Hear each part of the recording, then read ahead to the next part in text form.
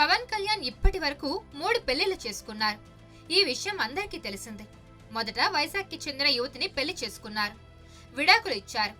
ఇక రేణు దేశాన్ని రెండవ పెళ్లి చేసుకుని 2 పిల్లలు అయ్యాక విభేదాలతో విడాకులు ఇచ్చారు.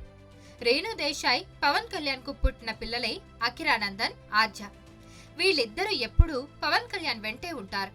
అలాగే మెగా ఫ్యామిలీలో ఏ ఫంక్షన్ జరిగినా అఖిర, ఆద్యాలు కనిపిస్తారు. ఇక పవన్ మూడో భార్య అన్నా లెజినోవాకు 2 పిల్లలు ఉన్నారు. అన్నా లెజినోవాకు పవన్ తో రెండో పెళ్లి జరిగింది. పవన్ తో పెళ్లి కన్నా ముందే అన్నా లెజినోవాకు కూతురు పొలెనా అంజలి పుట్టింది. పవన్ తో పెళ్లయ్యాక కొడుకు కొరెదల మార్క్ శంకర్ పుట్టాడు.